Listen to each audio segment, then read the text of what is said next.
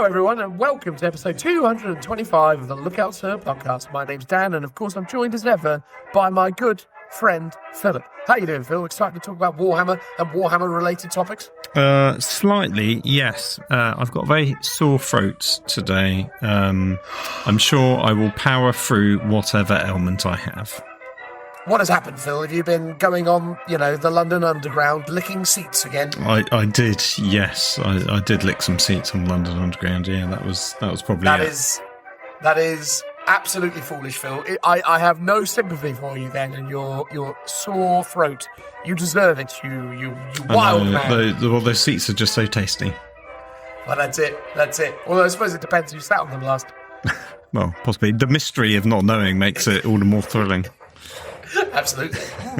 A hint of berries. Lovely. Anyway, there we go. Well, good, Phil. I'm glad that you're feeling terrible. But hopefully your mood will improve as we talk about what, Phil? It's a book club style episode where it's or in other words, a review episode where we are reviewing old books from the catalogues of Warhammer. Absolutely. Across the systems, across the ages, far into the deep paths of time, and we're selecting a book each to talk about. Absolutely. And it could be anything, by the way. It could be a Black Library novel, a, Forge World, Imperial Armour book, or just, a run-of-the-mill Warhammer 40,000 Codex. So myself and Phil have both picked our own books. Obviously, we will tell you now what they are rather than by holding it secret, because they'll probably be in the description of things. I have gone with Codex 4th edition Eldar, which today would be known as Eldari, but at the time were Eldar. I love this book, and I'll talk about it more in the actual content of the episode. How about you, Phil? What have you gone with? I have gone for the hipster pick of a Warhammer Forge book. Not just Forge World, Warhammer Forge, which is Tamurkhan, the Throne of Chaos. Yes, one of the two books produced by Forge World for Warhammer Fantasy 8th edition. Absolutely, a mighty tome and a beautiful read, as well as obviously stunning visuals. So we'll get into both of those. Again, we'll explain the broader context when we're actually into it. But yeah, while everyone else has either been given early access to or has waited to record content about the previews that will be happening in 48 hours time, me and Phil decided, whatever, we're just going to finally pull the trigger on our book club episodes, which we hope to be a recurring series. Not that Phil will have gotten around to making some kind of book club specific asset by the time this comes along, but hopefully for future iterations we'll have some artwork that better depicts the uniqueness of the segment. But for now it'll be standard Lookout Sir stuff, unless Phil surprises me. What do you think, Phil? I mean, who knows? It depends on how sore my sore throat is tomorrow when I'm doing it. That will affect your penmanship. Exactly. Yeah. You'll be there moving the mouse around on Photoshop or one of the various Adobe Suite illustration programs that you're using, and the pain of your throat will spasm your arm and make it impossible for you to click around. But yeah, pretty much. That's what I'll be going with. Fair. Anyway, yes, so that's what we're going to be talking about. Let's go on and say some of the plugs. So obviously, massive thank you to all of you out there who are our patrons. We hugely appreciate the support that you offer us via Patreon. It's massively appreciated. We thank you dearly for that. If you'd like to consider supporting us on Patreon, please head over there via the links in the description and consider chucking us a few quid. You don't have to, but we love it if you did, because ultimately, helps us keep on doing this thing, which is hugely lovely if you like that kind of thing. Additionally, we have 5-star reviews. This week we have a 5-star review that's come from Apple Podcasts of America. The Ninja Dad _Michigan has given us a 5-star review, and we're going to get into that after this. And then, lastly, we also have merchandise by the good people at Rev Level. Great little company run by a lovely chap up in Blackpool. Why not check out Rev Level? Even if you're not buying Lookout Sir merch, they do great stuff in the general sense. So click the link and take a look at what we've got to offer over there. But yeah, that's it really. Unless Phil has anything else to say, we're just going to get into the 5-star review segment. Anything else to say, Phil? I need some Lemsip. Oh, all right, well, there we are. Transitional noise. You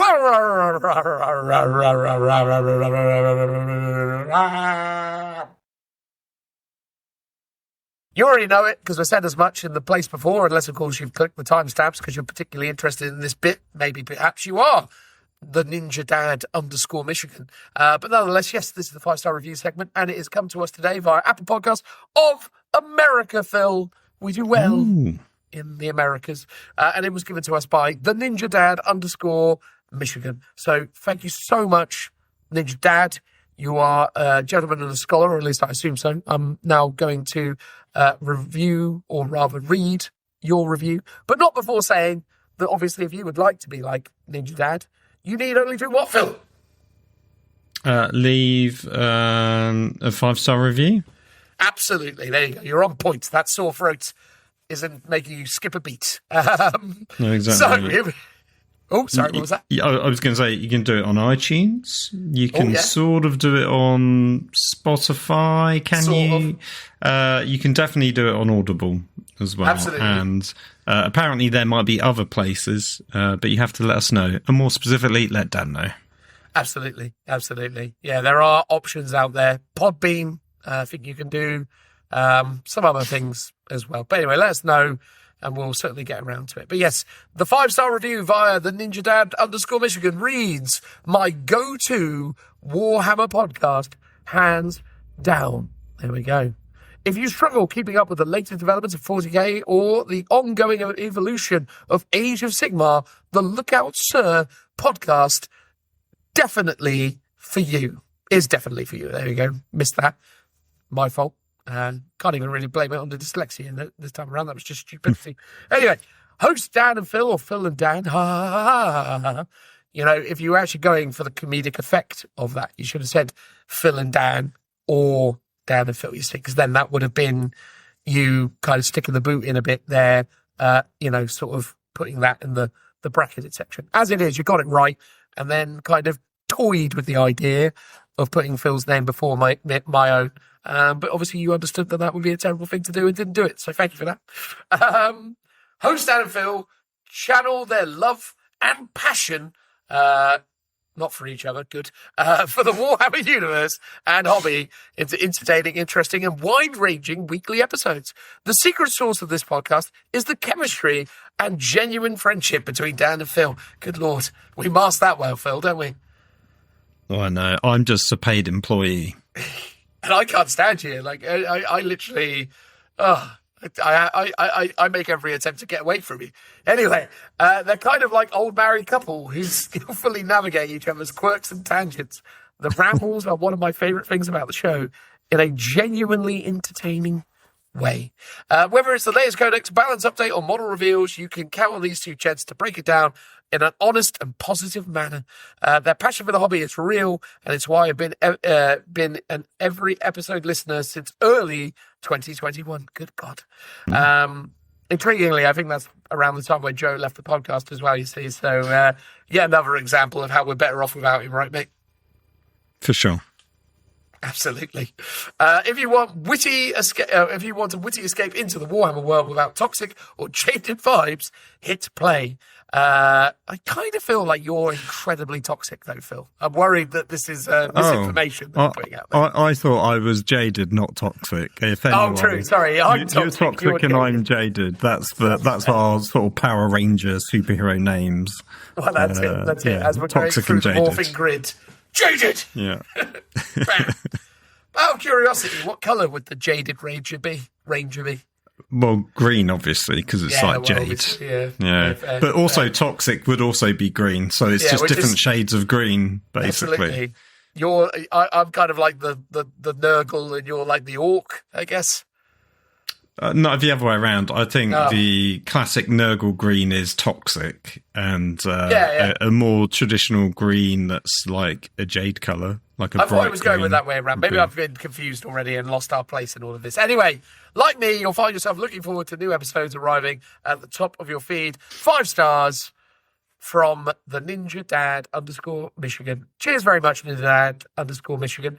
You gave us so many words. I was well under the impression that I was going to find a Instagram link in there, but I'm kind of glad to see that you haven't, because, you know, that's just another segment we have to record if it comes along. Not that we actually dislike looking at people's Instagrams. We quite enjoy it, to be fair. But, yeah, it's just a win not to have to do so on this occasion. But no, genuinely, thank you so much. It means the world to us that obviously this funny little pod is being enjoyed by yourself, and hopefully you enjoy this, our latest offering, as we anticipate the upcoming reveals from Warhammer Fest. I think we're all very excited about that. Ironically, I think by the time this episode will have come out, those will have been revealed anyway. So, yeah, it is what it is. But, you know, that's timey-wimey for you. Anyway, Phil, come on, elaborate. Well, thank you very much for your kind words. I'm glad you've been a long-time listener and enjoying the show. Glad you appreciate our whimsical old married couple dynamic that we've, you know, honed over years of, you know, hard graft where the boss Stan beats me down for not doing the artwork in time and things like that. So which happens often. And I didn't realise we were actually just like a topical news podcast in relation to Warhammer stuff, but I guess we've sort of just ended up doing a lot of that sort of things, talking about the model reveals, the preview shows, and I guess whatever codex comes out as a review. Perhaps. It's because it's the lowest hanging fruit, isn't it, when it comes to content creation? Just talk about current affairs. Keeps it easy, doesn't it? But here's the thing. It is that, yes, but it's also the things that we would be discussing amongst ourselves anyway that kind of form the basis of the podcast. Because it's all well and good having a sort of fun, like, book club episode like we're having now. But that's not something we would normally, like, I wouldn't phone you up and just have a chat about that, but we would have a chat about the latest model reveals or whatever codex has just dropped. So topical stuff is actually just more a natural thing that we would gravitate towards. Yeah, absolutely. Because that was the original kind of vibe for the podcast anyway. It was basically we were always having chats with each other about all this stuff. Yeah. So early days we did new segments, didn't we? Specifically going through the news. We did, yeah. Yeah, that was kind of fun. And then we got into more detailed topics as well. But we kind of dropped that in favour of, I don't know, we've experimented with various variables. We used to do the news quiz. Do you remember that? Where we kind of really leaned into our quiz dynamic. Yeah. Which, by all accounts, we're going to definitely do this year, aren't we? A Christmas quiz. Yes. Yeah. So I'm excited for that. Anyway, thank you very much. The Ninja Dad _Michigan. You are a saint. Thank you for the 5 stars. Cheers for the support. And yeah, really appreciate it. And we're going to show you that appreciation by getting on with episode 225, where we're going to be talking about Codex Eldar from the 4th edition of Warhammer 40,000 and Tamurkhan from the 8th edition of Warhammer. We hope you enjoy transitional noise.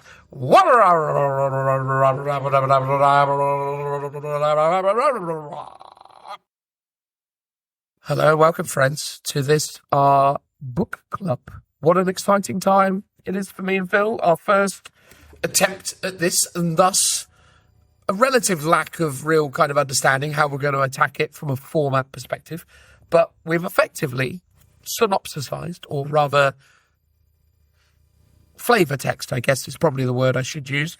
We are going to essentially all have picked a book each that we really adore, although all we may not actually adore all that much, but just find incredibly interesting. And we're going to have a conversation with each other talking about the book itself, its significance, some of the more kind of culturally relevant things that were going on around it, the impact it had kind of as we understood it within the wider ecosystem at the time.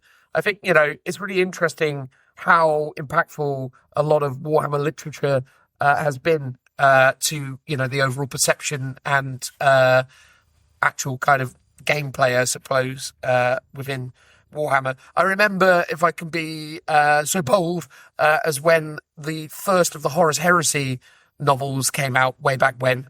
I remember people finding it actually quite incredible to kind of see the world of Warhammer, 10,000 years prior, when the Emperor was not a god, but in fact just daddy. That was sort of a really bizarre kind of cultural shift for those of us engaged in the Warhammer 40,000 world at that time, to actually kind of hear that perspective and see, that story told from that point of view. And I think that's the great thing about the Warhammer literature, is that it just paints this really beautiful picture, and obviously has developed this incredible universe that we're all massively passionate about. So I think that's it, really. My whole sort of shtick on this is I want to talk about things that really kind of evoked my imagination and really kind of captured my excitement and enthusiasm for the Warhammer universe. And I think these first two books that myself and Phil have picked go towards doing that. So yeah, we're going to try and basically have a conversation about it, and we're going to see what happens. And then off the back of that, we'll refine the format as we do more of these in the future. And maybe a year from now, we'll revisit these two books because we're so ashamed of how poor a job we did of distilling them by the standards of what we do in the future. But that's the broad synopsis. What say you, Phil? No, I do agree. It's a shame we're not doing any kind of sort of filming video version of this, because at least Tamurkhan and your codex as well are great visual treats to look at. So it's a shame that listeners can't see for themselves on a YouTube version of this episode. But for now, they will just have to imagine with their mind's eye what we are looking at, or just use Google and have a look to look along, basically. Yeah, unfortunately, just because I know what I'm up against for the next few days, I'm really not going to have the time to kind of edit something more, spectacular. And then also, obviously, we're not doing this in person together, but maybe going forwards, maybe we need to find ourselves a nice warm corner within one of our households. Maybe do you have a fireplace, Phil? I don't have a fireplace. Do you have a fireplace? I don't have I do have one in the house, but it's not something we would use. Oh, fine. Maybe in your shed, Phil, we need to install some kind of Rayburn type situation. One of those little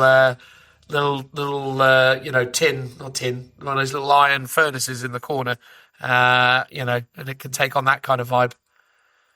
Okay, yeah. Could give it a go. We all gather Just around. Hope we don't burn it down. Well, yes, obviously, but assuming we don't burn it down, it'll be a beautiful occasion.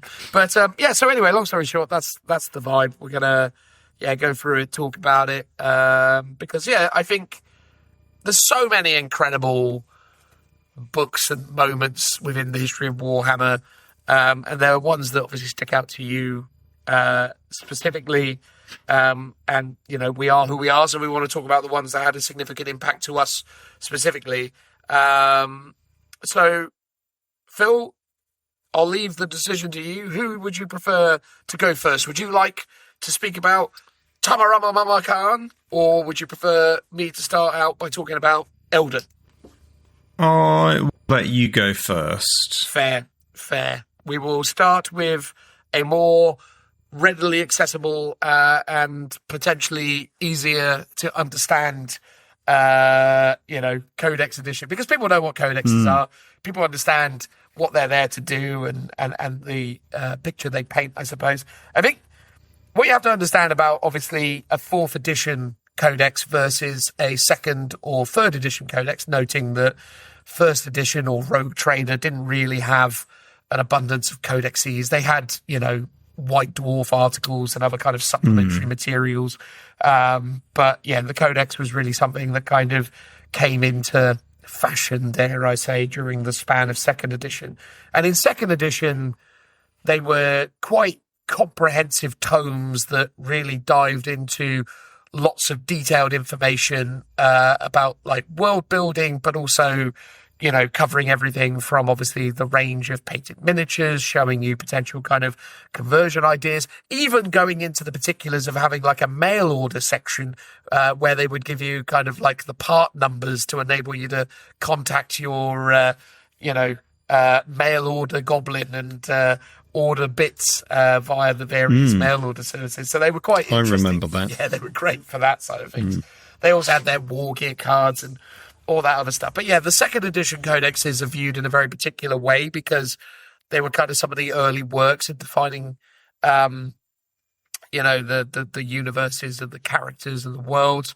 The third edition codexes were very lackluster in the sense that they were much shallower kind of books that delved more into being gameplay compendiums as opposed to being, world building kind of tomes. Although, that being said, I would say that there were a lot of things that they did with third edition codexes that really actually expanded in terms of ideas and worlds that maybe get overlooked just because of their relative smallness. I think the third edition Elder books, so they had a third edition Elder Codex, and then they had a subsequent supplement, which was the Craft World Codex. Those two books, I think, actually did a really good job of exploring Elder society in a way that actually the second edition book didn't. And in a way, what I think the fourth edition Elder book represents is a kind of culmination of those three concepts, right? In the second edition book, they dealt with the broad spectrum of Elder, the events of the Fall, speaking broadly about, Drakari or Dark Elder as they were at the time, but not diving into ridiculous levels of detail. In fact, early doors, they were kind of incorporated into this concept of Elder Raiders, or even kind of like Corsairs, which obviously over time went on and forged their own identity. And then in the third edition book, they dealt a lot more in the various kind of aspects of Elder society, the path system, the whole notion of the fact that obviously the path of the warrior is the most kind of prolific thing that you see on the tabletop, but that obviously there are other aspects to the path system and the way that these craft worlds function. And, I think that's the thing. The second edition book was more of a holistic view of Elder. The third edition book was more zeroed in on kind of craft world specifically. And then the craft world book itself kind of then tried to expand the ideas of all the different army functions across the different craft worlds themselves and dive into those ideas. But yeah, the fourth edition book, more of a combination of that. And again, we've gotten to a point where GW is definitely doing more in terms of scoping out the lore and fluff of these factions. So yeah, if I was to synopsisize the fourth edition Elder Codex, I would basically start by saying, take everything they did in second and third, smush it all together and streamline it into a much more kind of comprehensive collection and force. And I think that's the thing. I think these books are really interesting because they showcase not only a time where Games Workshop are getting more kind of complete in terms of the lore and kind of substance of their universe, but they're also becoming more refined in their model ranges as well, right? They've gotten to that point where they know what they're doing with the plastics. They know what, they're working on. They know who their characters are that they're producing. They know who they've got on the horizon. So they can be a little bit more, particular with the way they put things together. So much so that I think, the thing that was actually quite uniquely interesting about this particular codex is one of the few codexes of its era that had a model for every named character in it, which is unique at the time because many books of the era did not have miniatures to support the pantheon of characters that were present within. So, the fact that the Elder Codex of 4th edition basically had a Eldrad Ulfran rule set and a miniature, a Prince Uriel rule set and a miniature, and then all the subsequent Phoenix Lords and their relevant miniatures was, quite an actually interesting thing at the time because we'd always been used to them going, oh, here's, Headhunter or whatever it was in the Dark Elder book. It's like, oh, you got a miniature for him? No. You can make that up for yourself or maybe see if a third party comes along and does it for you. So, yeah, it's just interesting, I suppose, that the book represents quite a sort of comprehensive time. And then the last thing I will say as well is I think back then, I think a lot more work went into working within the kind of restrictions of the system at the time. I feel like the designers of these books, when writing the army lists and creating the rules, were a lot more in tune with the restrictions of the system and came up with really interesting creative ways of allowing you to be kind of expressive and creative in the way that you built armies. Not that they don't necessarily do that now in like 10th edition, but I think the game is so much more loosey-goosey today that, you know, your creativity is free by virtue of the fact that there are no restrictions. Whereas this, this edition was one of restrictions, thus required the rules writers to be a little bit more comprehensive with how they tackled the challenge of you being able to, you know, express some of those creative ideas.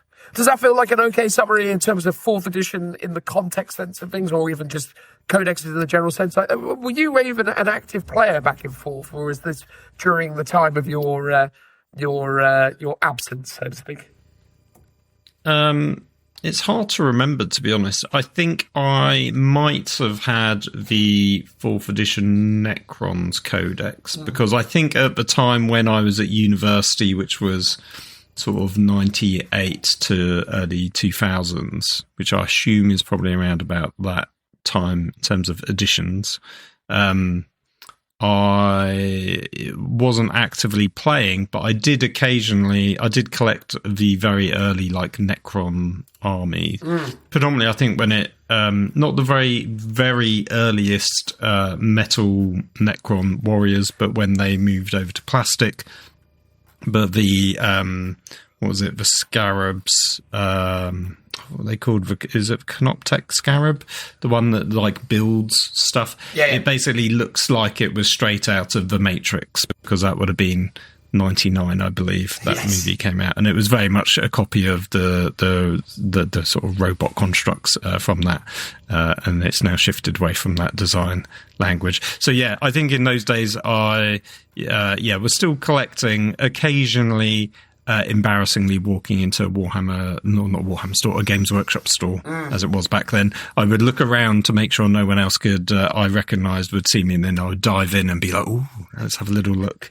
And then I bought the odd thing here and there. So, I was sort of involved in a very light touch manner, for sure, back in that sort of time period, but I don't really think I was gaming particularly. Well, I think as well, I mean, just in terms of 4th ed as a sort of edition, it was, again, during a kind of iterative period. So 3rd edition had been obviously very successful by Games Workshop standards at that time. And we were at a point where a number of 3rd edition books were still very much in use during the span of 4th edition, and then subsequently 5th. I believe they started off, as is often the case, with Space Marines as obviously being like the first codex of 4th edition, and then they just kind of got into a good kind of steady flow. So I think in totality they didn't do every army that was available at the time, but they did Space Marines, Black Templars, Dark Angels, Chaos Space Marines, Demons, Eldar, Orcs, Tau Empire, and Tyranids were the 4th edition codexes. And again, slightly different design philosophies from like 3rd. 3rd had a lot of really interesting kind of like experimentation and kind of how they put together rules. They had a lot of really crazy constructs in the way that they did things. The Tyranid Codex in 3rd edition was especially,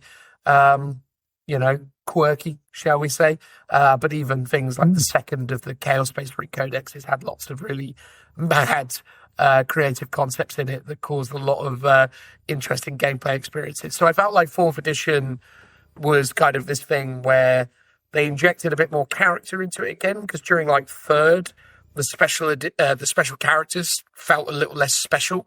But then when we started getting into 4th, they started to kind of re-inject that character back into the armies. And also, I think the books were just to a bit more of a higher standard in terms of how they presented the information and how they kind of put everything together. So effectively, the way they did it was they had really kind of nice, kind of comprehensive fluff sections. And then they got into what we would today refer to as data sheets.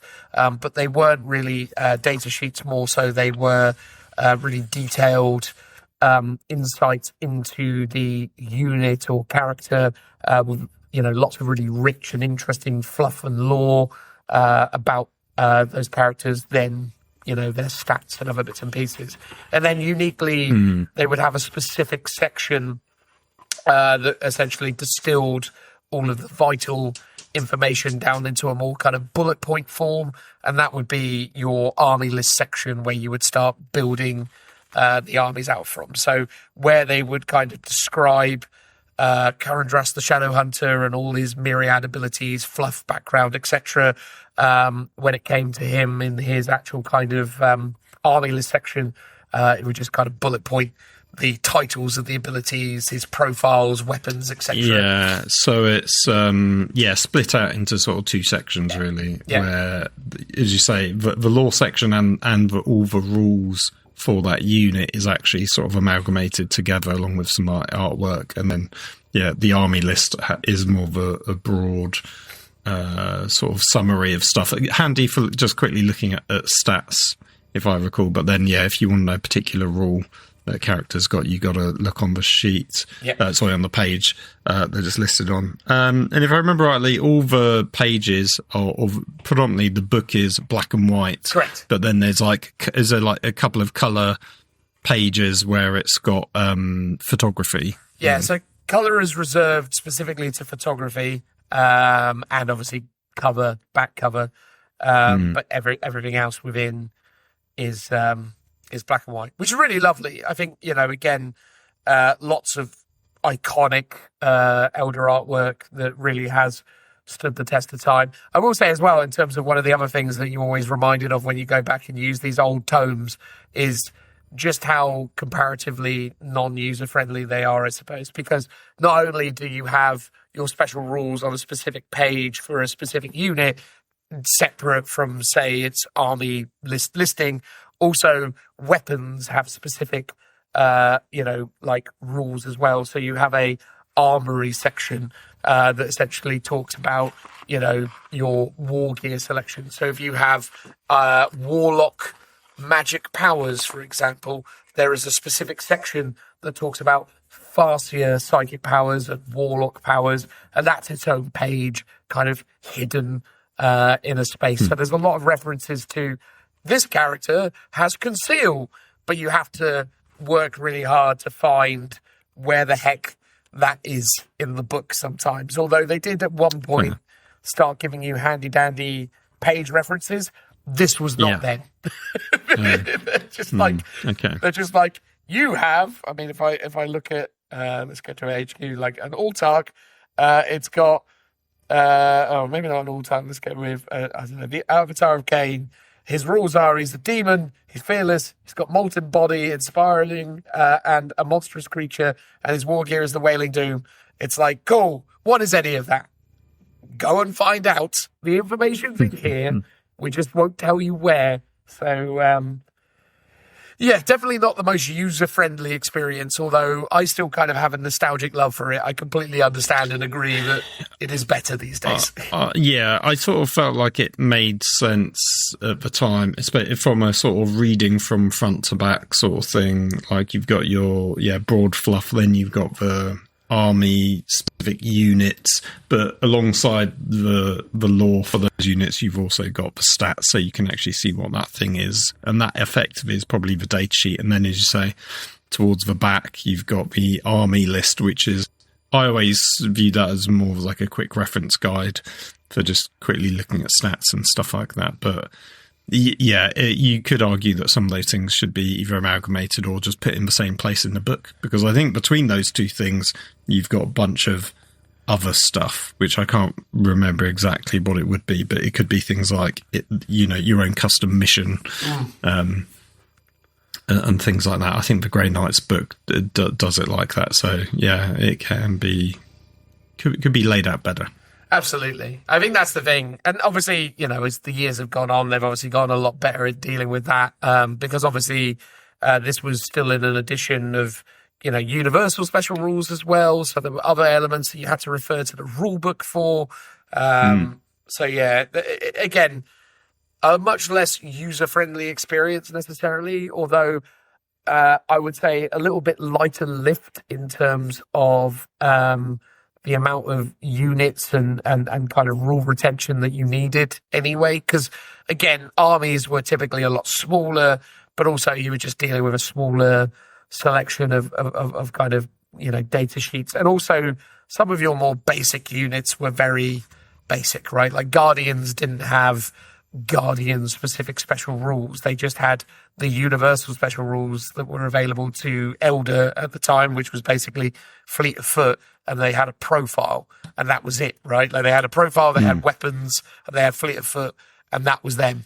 They didn't have, if you're shooting a unit on an objective, you can re-roll ones if that unit is below half strength, which I accept is not actually what the Guardian rules are at the moment, but I mean, like, yeah, it was a little lighter lift, I suppose, so it wasn't quite as tedious. But also, as well, you spent a lot more time with these books back in the day. I mean, this Eldar Codex was the Eldar Codex throughout the great majority of 4th edition and the entirety of 5th edition. In fact, it only stopped being the current Eldar Codex until the middle of 6th edition. So this thing was my Eldar Codex for, I want to say, like 5 years. Like, it was a long time. You got your money's worth out of it then. Well, basically. Yeah. Excepting, though, obviously, there's still a chance, even with their 3-year cycle, that you can end up with a book for about 5 years, I suppose. I guess that is true. But it's funny because in hindsight, you tend to only think about a codex for that edition. But, much like Guard in 9th edition, you got that at the very end of an edition, and actually you were playing with either an index or a different codex prior to that. So, yeah, that is one of those things when you look back at an older edition, you tend to forget that actually, yes, this might have been the 4th ed codex that lasted until 6th ed, for example. Yeah.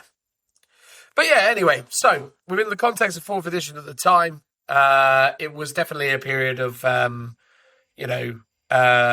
more sort of refinement of armies, but also still kind of offering you a lot of creativity. And what I loved about this book, and the thing that I will always say that it did better than any book that had come before it, and certainly in my opinion, any book that has come after, is it really, in my opinion, did a perfect job of distilling and ultimately creating an argument for taking almost every unit in here. Like, there was previously, with the way that the 3rd edition Elder book kind of worked, a lot of the Aspect Warrior units didn't have evidently strong kind of arguments for their inclusion in your list. Certainly that was also the case for Phoenix Lords and other kind of HQ types.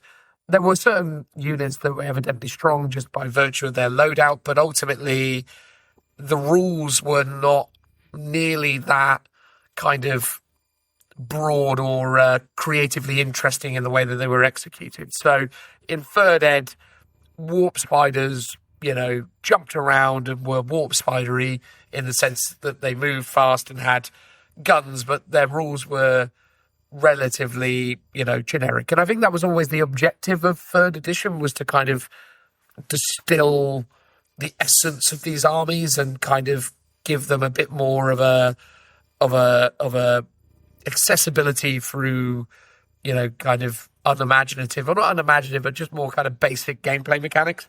But then when they started introducing the concept of them here, they start to give them more kind of flavoursome and interesting abilities and rules that definitely create more kind of intriguing reasons to take them. And I think that's definitely been the thing with this book, is that there feels like a distinct and meaningful difference between each of the different aspects, and also the way that they've approached even like the Guardians and the other kind of aspects of the Elder forces feel quite distinctly correct. Like, my belief and my ongoing kind of argument is that, to me, this is essentially like the perfect version of the Elder Guardian, because basically the Elder Guardian is a guardsman with 1 point of better initiative, which to me is like, yes. Oh, and to be fair, 1 point of better leadership. So at the time, a guardsman was freeze across the board, obviously except for its wounds. So it was weapon skill free, ballistic skill free, strength free, toughness free, wounds 1, initiative free, leadership 7, save 5+. That was a guardsman, right? A guardian was all of that, except it was initiative 4 and leadership 8, because basically a guardian is not quick. Yeah, it's quick, but otherwise, a guardian isn't really an active warrior class. It's more of a, it's more of a kind of militia. You know, it's like Dad's army. Yeah, you are the medieval farmer that's been, taught how to use a longbow. Yeah. And you're pretty good at it, but this isn't your day job. You train every so often, and when you're called to war, you take up your arms. But the whole point of it as well, though, is so, because the concept of the paths and the concept of the elder is that many of these guardians may have been aspect warriors at different points in their life, right? So across the span of their existence, these guys could have previously been extraordinarily strong marksmen while studying under the Dark Reapers. But the point is it speaks to their discipline and to their understanding of their rigorous lifestyle and the fact that they have to adhere to these exacting standards. And I think that's also the other thing that's so beautiful about Guardians being a bit rubbish, is the idea that actually it's an individual working under restraint. And I think that's even more beautiful, is the idea that this guy used to be a howling banshee and could tear your head off if he just let himself go nuts. But the thing is he won't, because he understands that the risk of She Who Firsts and Slanesh is so prolific that even when called to war, they cannot delight in it. They can't take any pride in it. They can't be joyful about it, because that's what brought about Slanesh. And I think that's why I've always hated Guardians getting basically the ability to hit on freeze in the modern game, because to me it kind of spits in the face of the whole kind of beautiful concept of them. Like they're these tortured souls. They're these remnants of a dying race. There's an elevated purpose to them, and they are essentially more than just, well, they're more than just sort of rational humans. They're very logical, and I love that. And I think that's why I love the idea of the Guardians being a bit Guardsman-esque, because like ultimately it's not that they aren't good, it's just they choose not to be.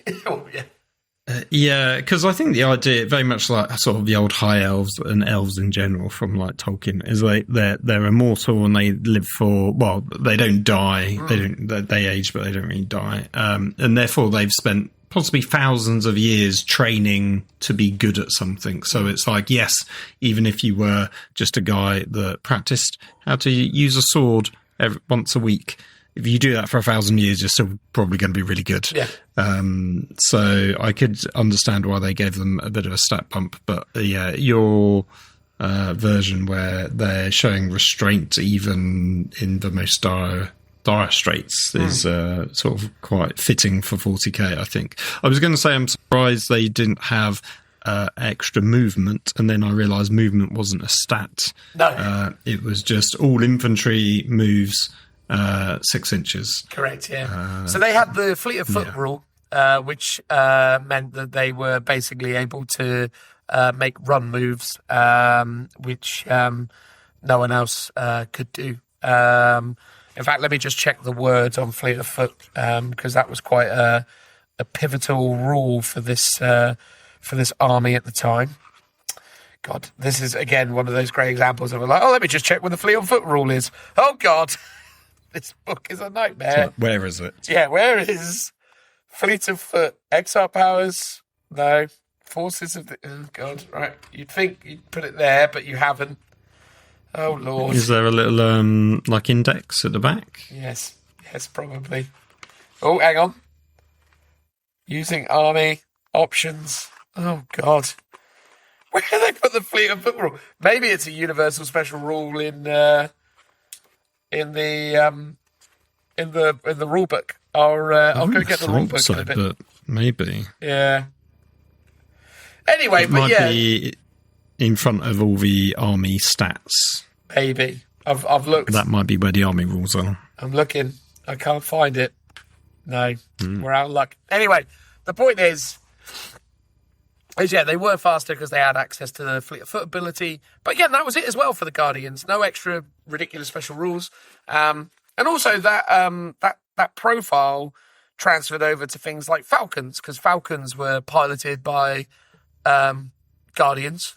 So as a result, they also had ballistic skill of 3, which essentially meant they hit on 4s because, they were Guardians. Although, interestingly, the Fire Prism stood out because it had a ballistic skill of 4, so they hit on 3s. But, I suppose the logic is if you're a Fire Prism pilot, you probably should get good at shooting. Yes. Yeah, that makes sense. But yeah, so I think, the other thing that was really cool about the book at the time as well is they reintroduced Harlequins back into the army as well, which was really cool. So Harlequins basically weren't in the 3rd edition books, but they got reintroduced as a specific unit. So you could take a unit of Harlequins and it would basically be a unit of troops alongside a troop master, a Death Jester, and a Shadow Seer. So that was super cool. They were fun to have. And yeah, so I think, the impact this had on the game at the time was it definitely introduced some very powerful units into the game, as is the way of things at the time. Like when new books come into existence in Warhammer 40,000, certainly in 4th edition, they definitely made their presence felt. I remember very quickly the new Dark Reaper Exarch Tempest Launcher terrified all of the Space Marine players on account of the fact that it had a guess range of 36. So you had to guess the range, which in subsequent editions, i.e. 5th, they got rid of guess ranges. But in 5th edition, they basically just made the G in the profile count for out of line of sight shooting. But in 4th Ed, you still had to guess the range. But yeah, you could guess the range up to 36 inches. It was straight 4, AP3, heavy 2, blast. And I just remember basically shooting that gun at blobs of tactical marines and them just being utterly minced by the fact that this thing would just hit them on the head multiple times and score many hits, and at AP3 would just melt them, even though I was only wounding on 4s. It would. Did it require a scatter dice as well if you had to guess the range? Correct, yeah. So that was also part of it as well. I guess it's a bit of a skill to get the range correct. So it's not like on modern tables where you might be able to work out the distance between certain, things, and you can't pre-measure back in those days. No, not in 4th. So, and this was just before we also got the realm of battle boards as well. Those only came into existence. Oh yeah, because they would help slightly. I was going to say going on a slight tangent. So in Necromunda, you can't pre-measure. So there are things you've got to assume. However, the fact that every square on a Zone Mortalis tile is about 2 inches, you can kind of just work it out. So it there's a slight variable because you might be like, "Oh, am I just in or not?" on certain things, especially when charging.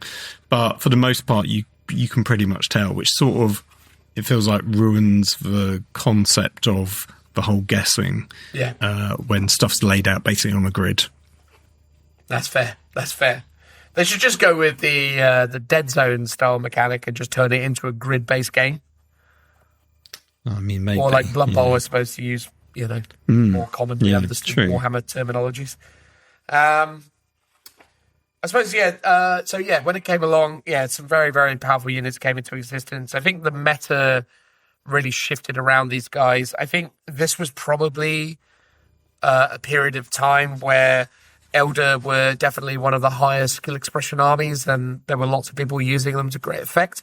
But I don't think they necessarily... I mean, it was Eldar, right? So they definitely would have had a bit of time in the limelight, but across the span of 5th edition, for sure, as this book kind of matured, it definitely fell off in terms of power creep. And I think actually that was actually a really good thing for Eldar, because it became one of those armies that was very, very hard to play, in so much as it required a lot of experience and time spent to kind of master it, but it really rewarded those skilled players who got good at it.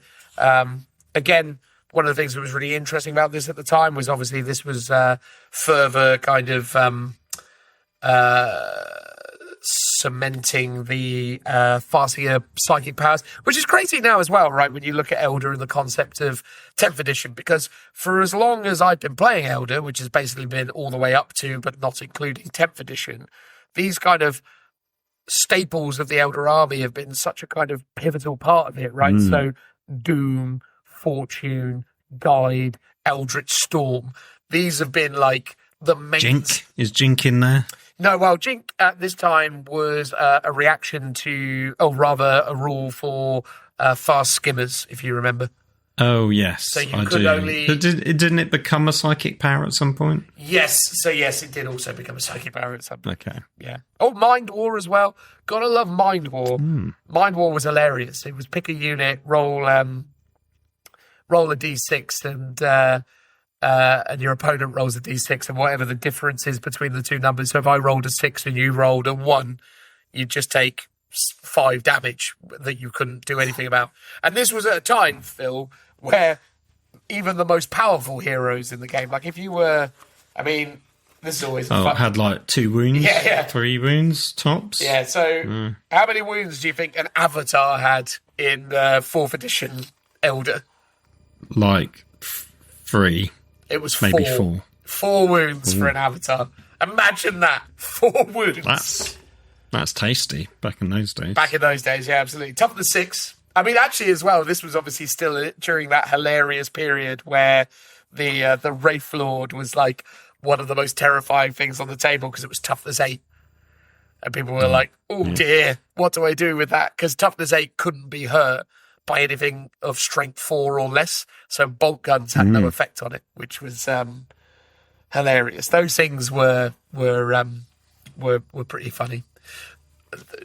Again, this is probably something that isn't going to massively land for people who didn't understand what the game was like at that time. But what I really love about this codex was actually, without assigning a specific identity to it in the form of like craft worlds. So in this book, you didn't need to go, oh, I've painted my army as Sam Han and taken this Sam Han character, therefore I can do an all jet bike army. Right? Like the book didn't work in that way, where it was like, oh, this specific type of craft world takes this type of warfare. Therefore, if you take this character or say that you are Sam Han, you now can use the jet bike army, which, to be fair, is what they did with the craft world book in 3rd edition. They kind of assigned identities to the specific craft worlds. What they did with this book is they made it that you can take those themed armies,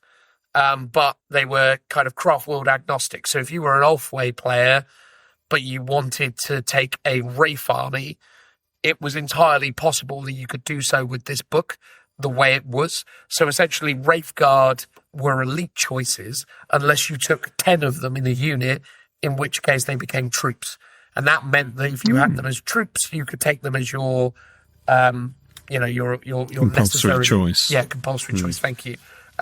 Which was really cool. Rangers had become troops. So again, if you wanted to do like a Pathfinder style Eltok Ranger army, but you didn't want to be Eltok, you could still take the Rangers as troops. The jet bikes had become a troop choice. So again, if you wanted to do an all jet bike army, you could take Vipers, Shining Spears, and then fill up your troop slots with regular jet bikes. And then equally, the Dire Avengers were a troop choice as well. So if you wanted to do like a Beltan style Swordwind army, you could take the Dire Avengers and troops and still do that. So that was actually one of the things that was uniquely brilliant about this book, was at the time, we were, as Eldar players, were really locked into the idea of, I want to do this style of list, therefore I have to be Eltok. And back then as well, there was a real kind of stigmatism around, you taking a specific type of army without painting it the right colours. So if you turned up and were like, oh, this is my Ulfwing Black Guardian army, and you painted them yellow, people would be like, but they're yellow. So they can't be Ulfway Black Guardians. So it was really nice that this book facilitated all of that. Were there specific rules for the different craft worlds? No. Like, so like what we historically had as like sub-factions. So there's no way of differentiating them in that way. No, you just differentiated it for your own hobby expression and kind of, colour schemes. Now, there were characters assigned to those specific craft worlds. So Eldred Ulfran is an Ulfway Farseer, but you could take him in your army, right? There's no specific stipulations around he has to be in an Ulfway army. Again, Eldar work differently in the sense that a character like Eldred Ulfran is of Ulfway, but his status would mean that he would travel the Webways to different craft worlds and could potentially go to war with any of them if it was deemed necessary. His station and his authority isn't, challenged or dependent upon him being around his people. Eldred Ulfran's kind of a big deal to all Eldar, not just the ones that come from Ulfway. It's not like Calgar, ordering Blood Angels around, right? Like there's a kind of martial code of honor to that doesn't work. Whereas in the case of Eldred Ulfran, it's a bit more fair game.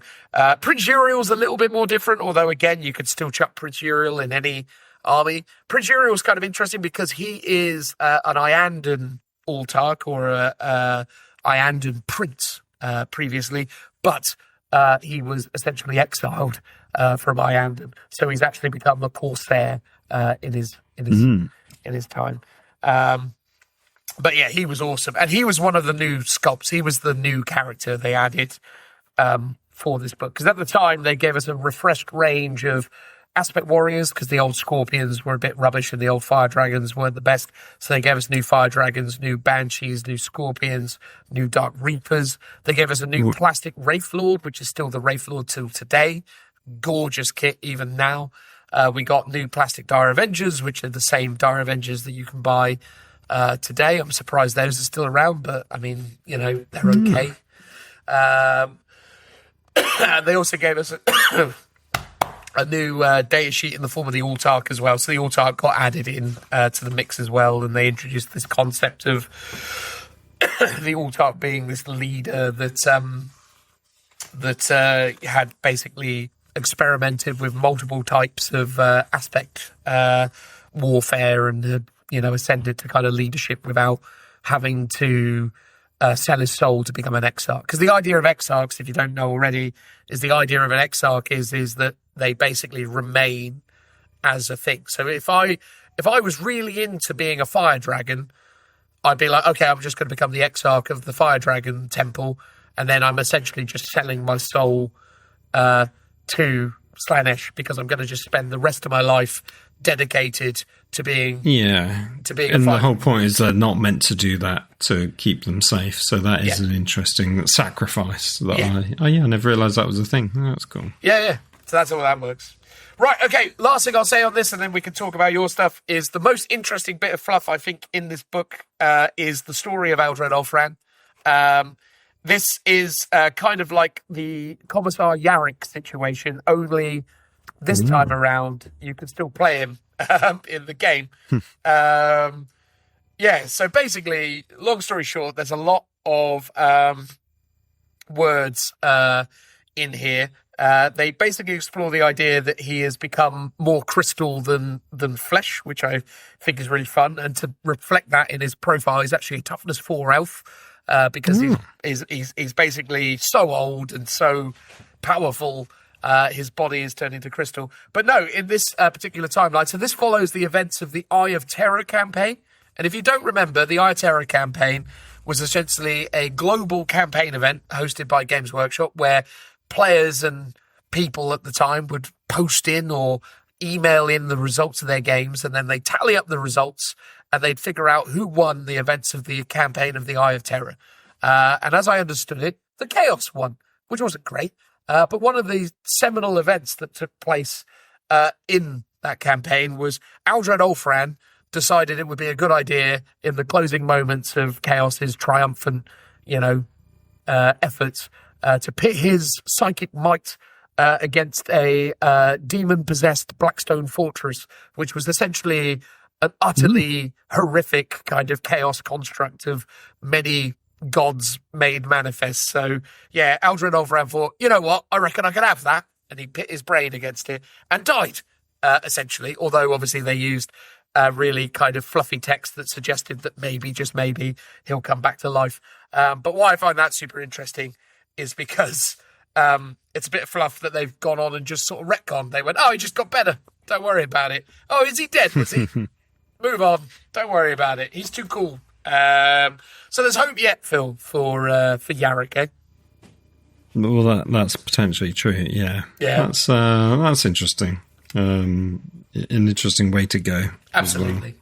But the cover artwork is lovely. The book is great. It's just, again, to me, I think the thing is for your average punter reading through it, it just looks like a bunch of incomprehensible nonsense about rules and mechanics from a time gone by, right? But I think this really is the distillation of a lot of the kind of ideas and identifiers of the Elder faction. I think as well, because obviously at the time where this came out, work has already kind of been underway on the then upcoming Dark Elder Codex, so you're starting to feel more of a kind of cohesive separation between the different parts of Elder society, and I think that is what really starts to kind of set this apart from its predecessors. And I think, for me, it's a great set of rules.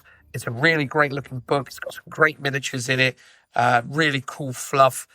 And again, it's just nostalgia bait for me. I love it. And I think, it's probably the single army codex rule set that I've spent the most time with of anything in Warhammer. I have definitely, gotten a lot of years of gaming and entertainment out of this book. I've read it many times and I adore it. It's a fabulous tome. And even though it's a relatively underwhelming 4th edition book, I love it. So much so I had to buy another copy of it. This is not my original because my original is basically now dust because it was so well used. It was so well used. I was going to say, when we did our sort of top codex, I think it was like top 5 each. Was this your number one? Oh, God, it was certainly up there. I think it might have been. We're going to have to go back and check now. It would definitely be in my top 5. If it's not, I'll be amazed because, I'm pretty sure it was my number one. It must be. I feel like it would have been, unless you were doing a switcheroo on us and you went for something else. Yeah, I can't even remember now. I would have thought so. I know what my kind of top 5 looked like off the top of my head. God, that'd be a fun challenge for me just to repeat them now to see what what I missed. I can't remember though because I always have like 5th edition Imperial Guard in the mix, but I think I didn't include that because no, you didn't because I picked that one. Because you picked it, yeah. So I think I picked something else. Yeah, that was my number one, I believe. Yeah, something else slipped in. I think maybe 9th edition Chaos Demons. That was always possibly a love affair of mine. But anyway, there you go. That was me talking about Codex Elder for far too long. So why don't we hand over the film to talk about Tamurkhan for far too long? Yeah, Tamurkhan. What's the subtitle? The Throne of Chaos. So this is, as we said in the beginning, the first of the Warhammer Forge books, which was produced by Forge World. I did check. This one came out in 2011, so pretty much the time I was coming back into the hobby. But obviously we weren't playing Warhammer Fantasy Battle, we were playing 40k, so I was aware of it, and it was, the models were there at Forge World when we would go up to Warhammer World. And then the second book they did was Monstrous Arcanum, which was just a sort of a bestiary of giant monsters that they sold via Forge World. This one follows the format of the previous like Imperial Armor books, so it's effectively a campaign book. It's got a big lore story to it, I think over 6 chapters, telling the story of Tamurkhan, who is as a sort of shorthand version of the story. He was one of 4 sons from a warlord in the Chaos Wastes, and each one got scattered off, I believe, to a different chaos god, much like the Emperor and his Primarchs.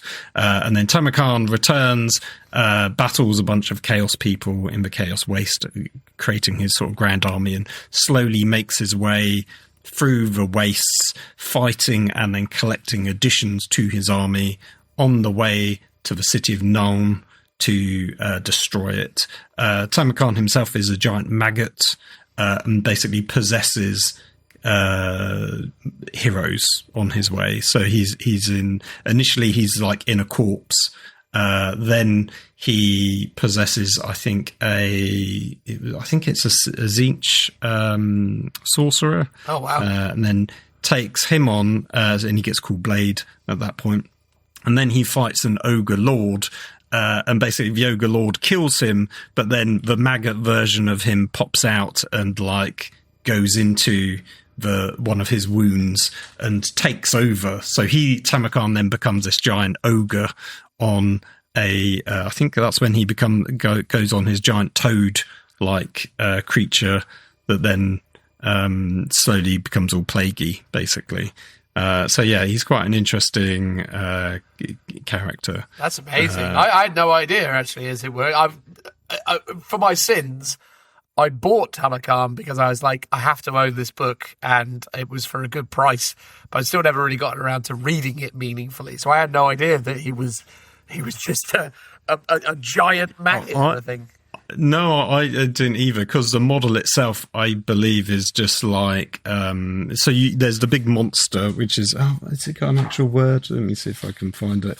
In terms of what it is, it's... it's like a giant beast. Oh, wait, is it this one? Oh, it's the Toad Dragon. That's it.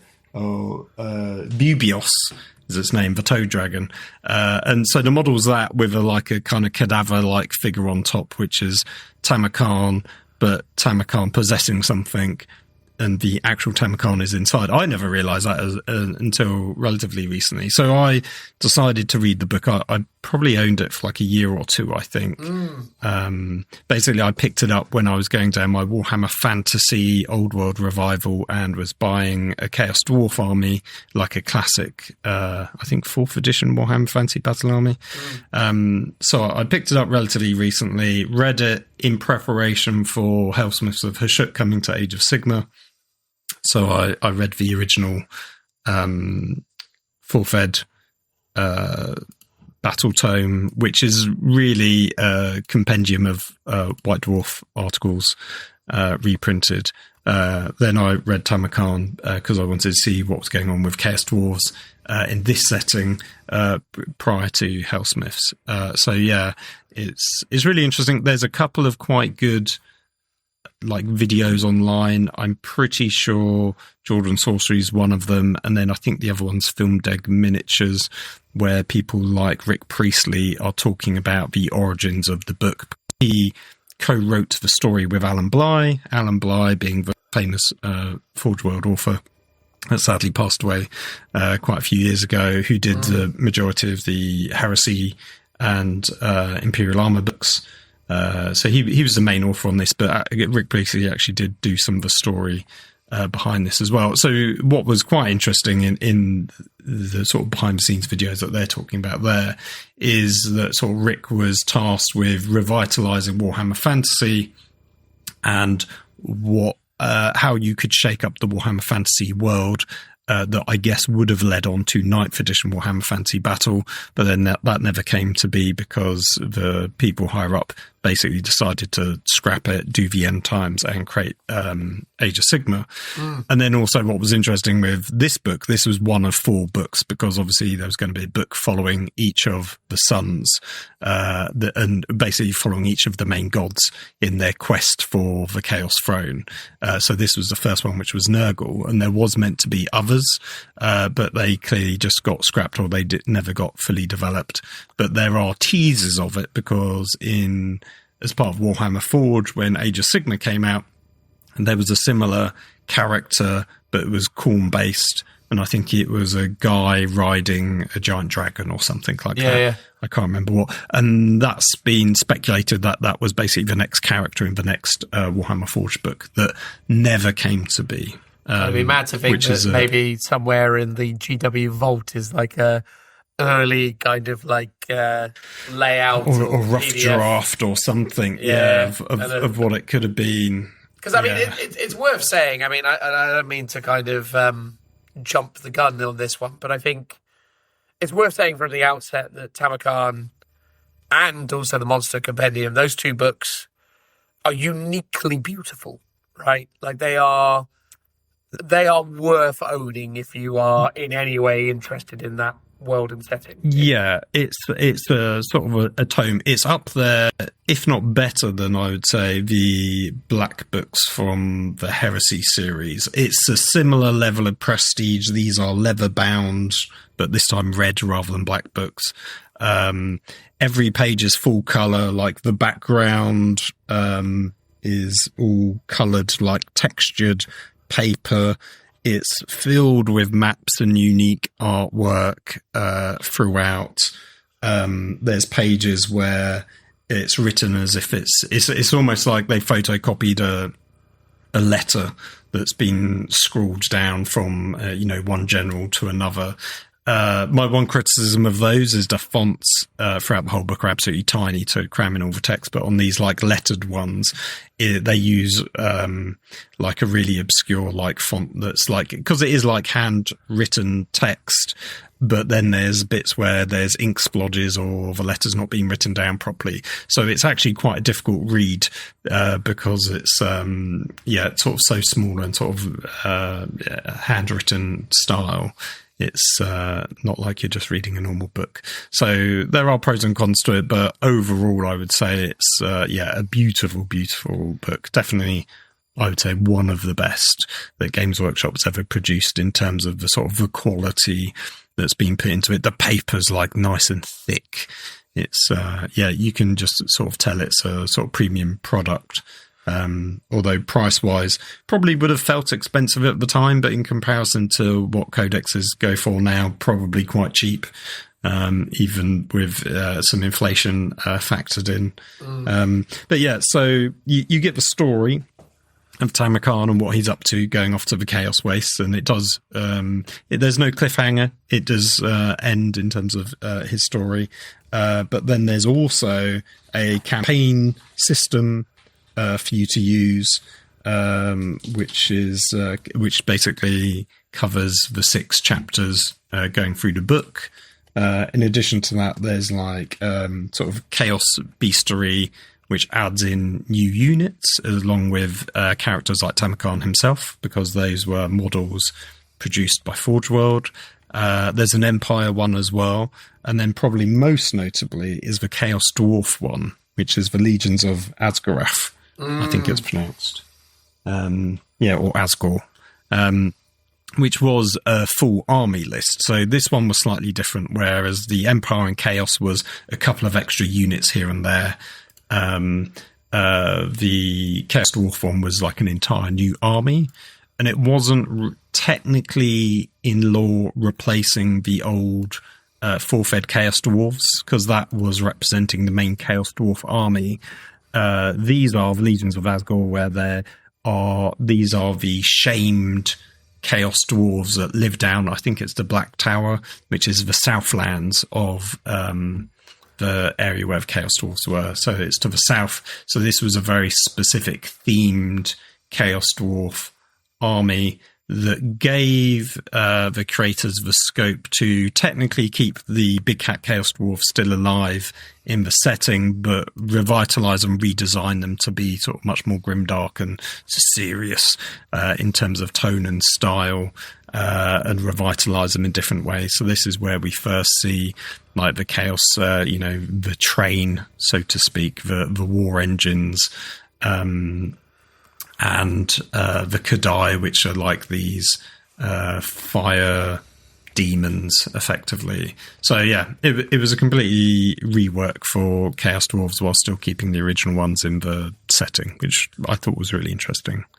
Yeah, it was a really smart way of kind of having your cake and eating it too, right? Introducing a beautiful new, Warhammer Forge range of Chaos Dwarf miniatures, but then still celebrating and facilitating those of you who have old Chaos Dwarf armies to actually also get a pretty meaningful update, right? Because, I mean, at that point, Chaos Dwarf players were kind of floating in the wind, so to speak, right? They'd had their books from, I don't think they had, whatever it was. Yeah, because the only book they had was that 4th edition one. I think there might have been some kind of maybe PDF update in between then, or like an index, but ultimately they didn't have anything. And the current Old World Legends Chaos Dwarf basically consolidates the two together. So you have everything that could be covered under the Forge World Chaos Dwarves and the old Big Hat Chaos Dwarves in one army list. So you can do the best, you can have the best of both worlds, basically. And I've seen a lot of people basically convert up like the Infernal Engines, which are like the steam trains. I've seen people do their own Big Hat versions of them to fit in with their 4th Ed armies. Which is like a really interesting sort of way to go about sort of modernizing your old armies for with the new rules, basically. And yeah, it wasn't just Chaos Dwarves. So obviously Empire got some new units, predominantly the Marienburg land ship, which was a giant ship on wheels. So it was like a sort of supersized steam tank, basically. And it's quite interesting in the story that the Chaos Dwarves look upon it as, oh, we've got the best war engines ever, but then they see these and they're like, oh, these are quite good as well, because they're not something they ever expected the Empire to sort of have. And then, yeah, Chaos got a bunch of models. There was the one I liked the most was the Chaos Siege Giant. It's a giant that's been basically decked out. It's I think its arms have been like amputated and replaced with these giant like hooks. Wild looking creature. And it's had loads of armor plates like burned into its body. Was that a hybrid kit? Did it utilise aspects of the original plastic? I don't think it was. I think it was a complete standalone, because I was looking at I really want to get my hands on it, but they're like impossible to find. Yeah, I was going to say they must be like hen's teeth. They are, and I'm pretty sure they were just standalone kits. Because it was a brand new like sculpt in terms of the position and pose of the model. Yeah, I only say it because the legs look similar, but obviously they would, right? Because they're giants, I suppose. So I didn't know whether or not it was like a bunch of tin stuff on top of a. No, that's a fair question. I don't think it was. I got the impression it was a standalone kit. And then other Chaos things, they got like Nurgle toads, a bunch of like cavalry minis, and obviously Tamurkhan himself, his big and beast. a couple of others. Yeah, there's a lot of big models that they did, and in the rules there are more rules for stuff that they didn't ever produce. I believe there's like a female wizard who's like the main character defending Nuln. She's, I don't believe, ever had a model. I think she's she's not on a dragon, but it's some kind of, it's not a hippogriff, because that's another character that's in there. There's also rules like giant squigs, and this is interesting because they openly say you can use like proxies or just make what you want. So there's giant squigs, and they go, if you want, just use a ball and draw some googly eyes on it to represent this model. Like, that is literally what they say, which is really interesting. And then the other one for the campaign itself as well, they basically say you can use the characters in this book, but you can also use a special character from your own army book. So let's say you had regular dwarves in this, you could take a character from a special named character from that book and use it in this campaign, but it is a proxy. It is a representation of a different character. It is not actually that named character. And that was interesting to see, because I can't recall seeing Games Workshop ever talk about that before that I remember, but that is how I remember always playing the game as a kid and sort of in my teens. And even when I got back into Warhammer as an adult, it was like, you would have Pask, the tank commander, but he's Cadian. So obviously for my Kriegsman, I will just run him, but he would be representing a Krieg tank commander, for example. So it was cool to see that was sort of outwardly spoken from the writers of the game to give you permission to do that sort of thing, which isn't something you ever see anymore. So I think it's that was like a great addition. And also, this is one of the first appearances that I can recall of Cafe.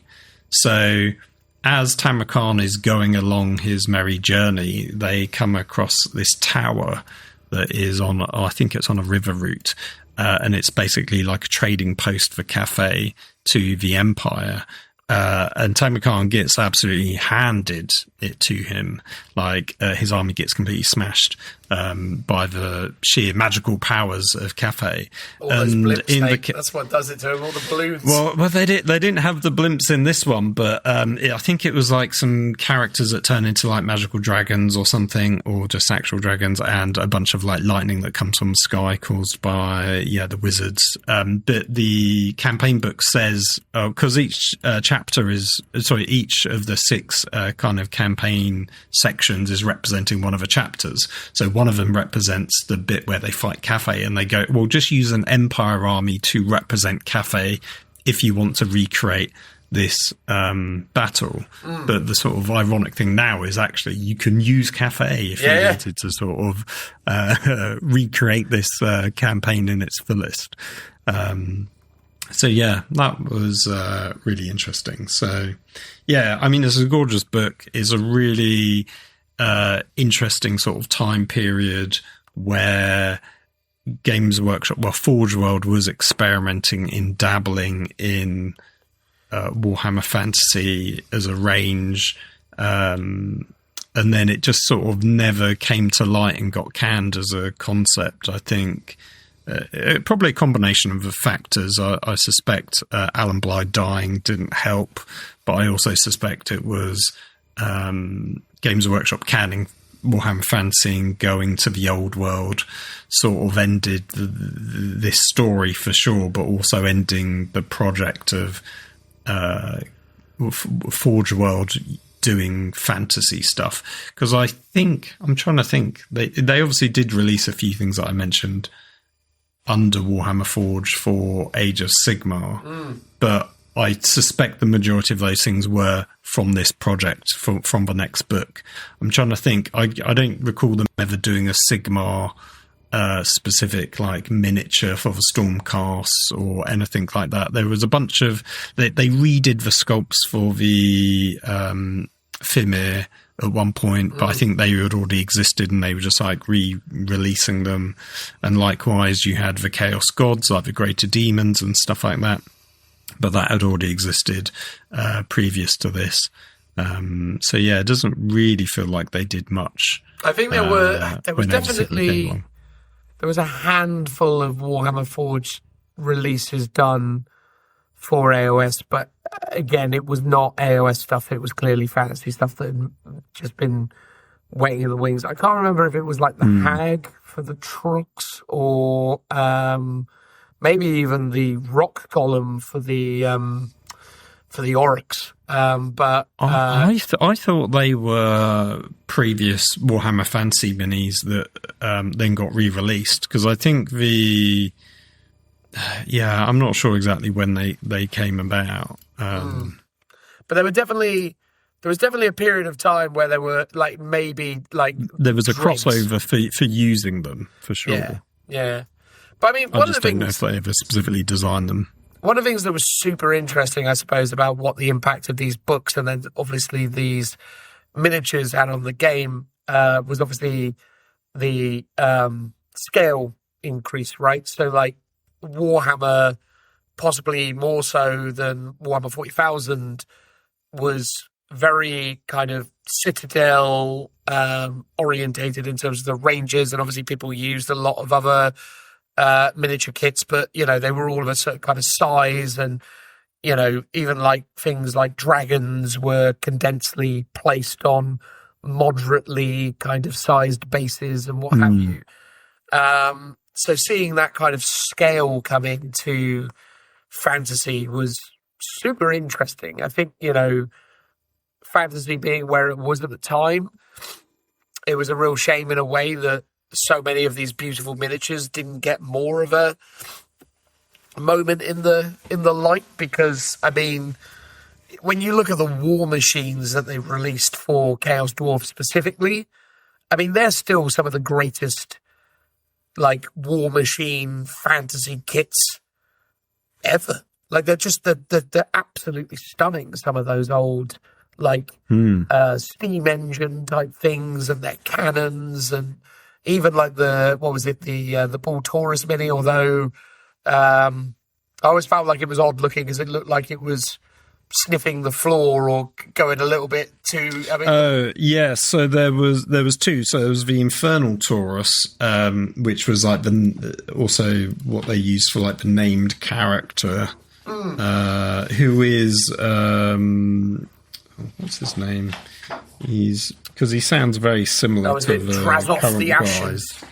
Yes, the Ashen, that's it. Because now you have Ashen Elders. So, so his model is phenomenal. But then you also have a guy who's like the named character of the Bull Centaurs. And the Bull Centaurs in the Forge World range are massive. They are huge, and they dwarf the old style ones very considerably, and I think even considerably are bigger than the new kits for Hellsmiths of Hashut, because they are just so big. They're called Bull Centaur renders, which is I think just to delineate them slightly from the old style ones, which were really small. But then you had named character for him, and he's also like absolutely huge, and he was a great sculpt as well. And the only one they never did was the Lamassu. I don't think the Forge World guys ever got around to that. And likewise, we haven't seen them in the new Hellsmiths. Maybe one day, though, because it is teased in that book that they, that there's a Taurus with a Chaos Dwarf face.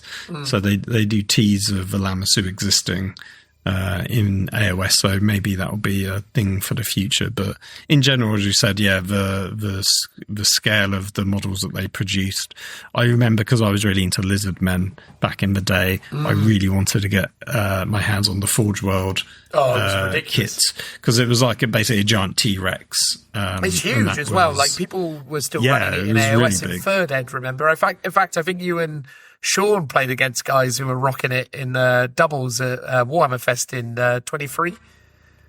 Oh, possibly. Well, maybe you didn't play against them, but I think they were up against you in Best Painted or something. It was glorious looking. Oh, yeah. I mean, I can't quite remember, but possibly, yeah, because those models were still going for quite a few editions in AOS. Yeah, well, third edition like AOS still had support for those things, but they've more or less all gone now in fourth ed. Yes, yeah, they have. I think AOS 1 had support for the Chaos Dwarves from Forge World, but I think after third edition, I think they disappeared, and I don't think they got second edition support. Maybe they did, but they definitely didn't get third or fourth.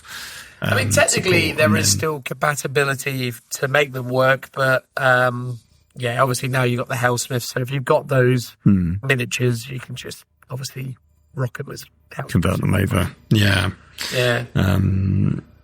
But yeah, it was is a really cool book, really great models. I think I'm just trying to remember her name. It's Trish something or other, but Trish Monster Girl was her nickname, which was the sculptor who was behind predominantly all the monsters at Forge World. She did the Sauron. I don't know about Tamurkhan himself, but I wouldn't be surprised if she did the monster, because she seemed to do a lot of them. But just really gorgeous like sculpts coming out of Forge World. Yeah. Which just represents a really interesting time, doesn't it? Because it felt like the early 2010s really felt like this exciting experimental time for, the Forge World team specifically. They were really pushing themselves to produce and deliver some utterly uniquely interesting sculpts and miniatures. And, on the 40k side of things, we started to see things like the Phantom Titan, which was just this absurdly scaled Eldar Titan. We then obviously are now in a world where we have Warlord Titans and all these other things. And I suppose that's the interesting thing, is Games Workshop move further away from those kind of resin kind of kits, or Forge World has kind of ended up being more sort of consumed into the sort of standard Citadel range. Are we ever really going to see this kind of like creativity or uniqueness, or is it now going to all kind of sit within that kind of mainstream release schedule? I think the answer is probably yes, but it's interesting, because I think this was a uniquely interesting time where a combination of really clever creative writers combined with sculptors and creators who were able to produce things in quicker turnaround times, were able to sort of, I don't know, maybe the process of just producing resin combined with the processes of how Forge World, created books, etc., just led to something a bit more free form, a bit more jazz hands. Well, what was really, I think, special about it is Forge World at that time was supplementing their core systems of 40k and fantasy with additional units and models that you could play those game systems for. Now, Forge World, which is now Specialist Games, is just doing its own thing. They are doing Heresy. They are doing Old World. They're doing their own game systems.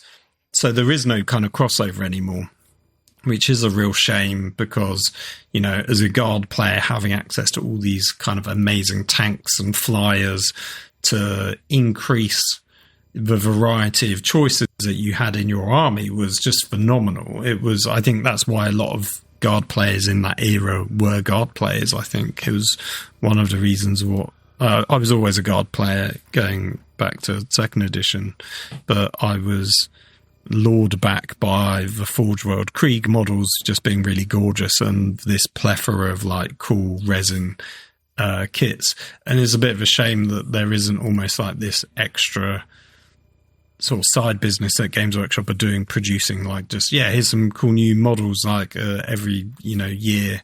It's like, they're sort of doing it with the mainline armies, but not in the same way or the same rate as Forge World was supplementing it. And that had its downsides as well, because quite often people would either complain that the rules were too good for Forge World or that the rules weren't good enough, especially when you got to the sort of 8th, 9th edition 40k, where they were very good at quickly doing updates to the game and changing rules and points.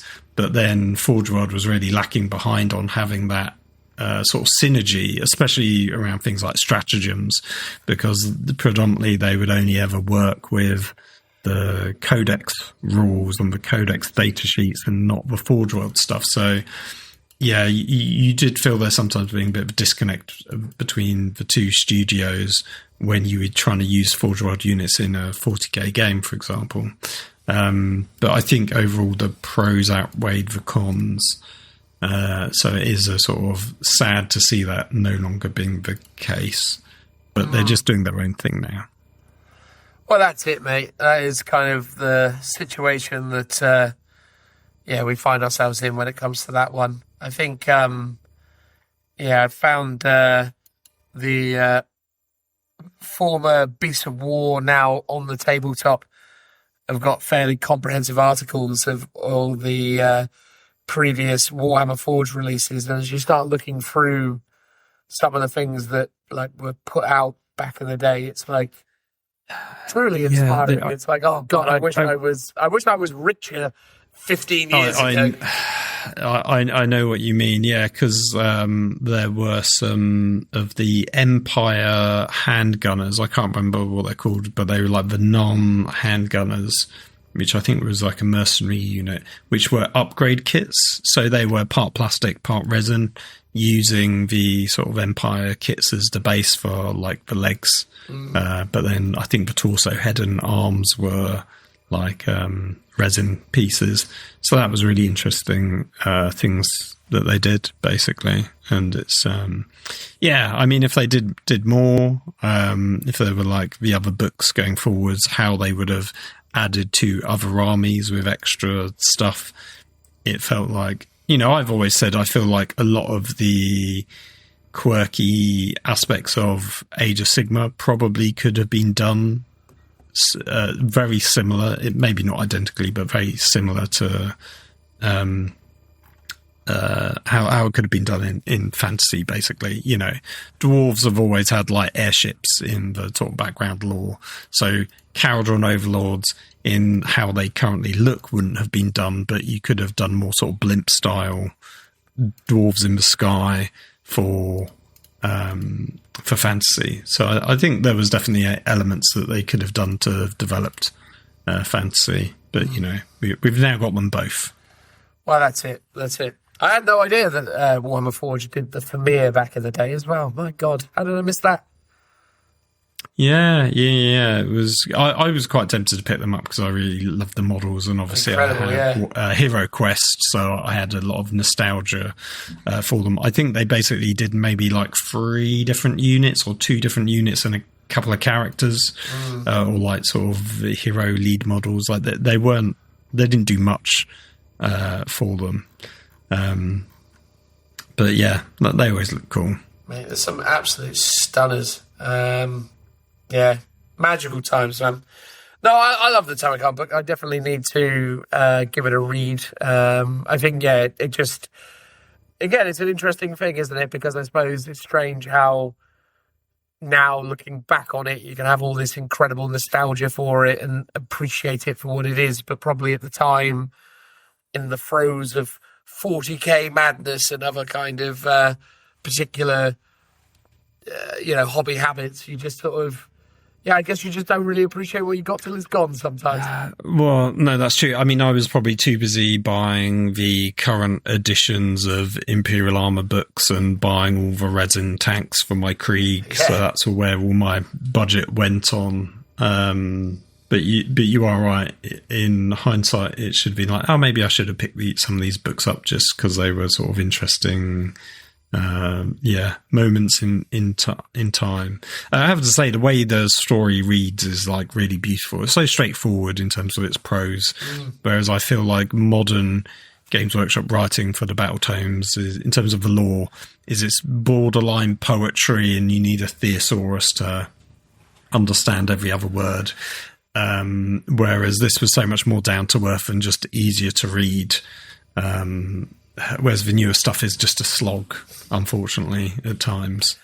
Yeah, I do know what you mean. I think they definitely would benefit. But the thing is I suppose I don't know, maybe they've just got a particular word count they have to hit these days. It's hard to say. But maybe. Mate, great pick, though. Great pick. And I think, a perfectly adequate, if not fabulous, summary of everything that went on at the time.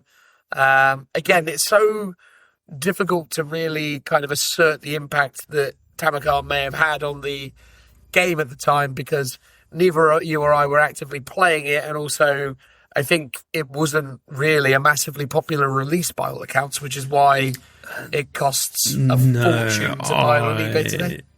I suspect so. I mean, I think Monstrous Arcanum costs slightly more, so I think that's probably the rarer of the two. But I think it was obviously, I think most people probably bought Tamurkhan because they were Chaos Dwarf players, and that's the main thing that I think people bought it for, because that is like standalone army list within that, whereas everything else is like supplemental. So if you're a Chaos player or you played Empire, maybe you'd have also picked it up because you wanted the Landship or Tamurkhan himself or some Chaos, Chaos Giant, for example. So that they were nice add-ons, but the fact that it was like a whole brand new army that hadn't been around since 4th edition, so that's probably over 15 years, if not longer.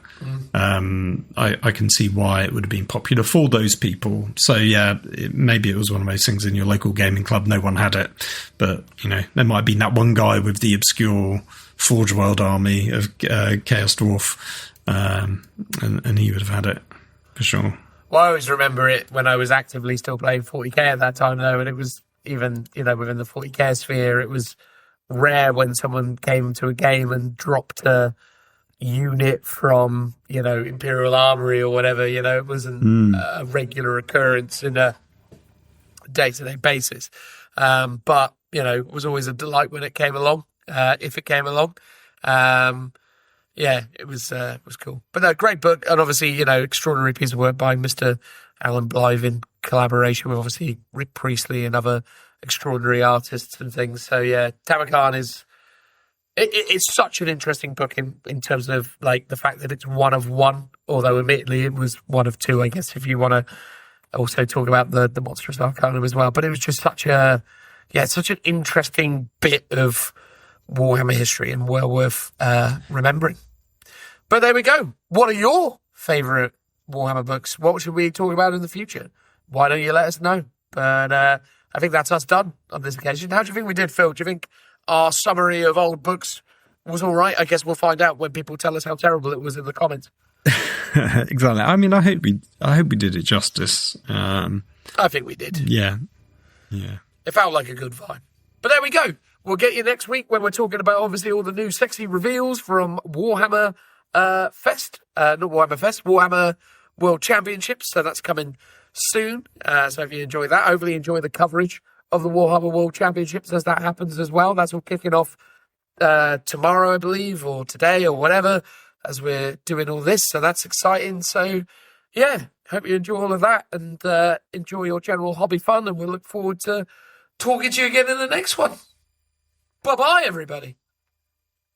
Ciao. Ciao. Ciao, la bello. Is that right? Bello? Bella? Yes. Yeah, we'll go with Ciao, that. Bella. Oh, ciao, Bella. There we go. Bye, everyone. Bye-bye.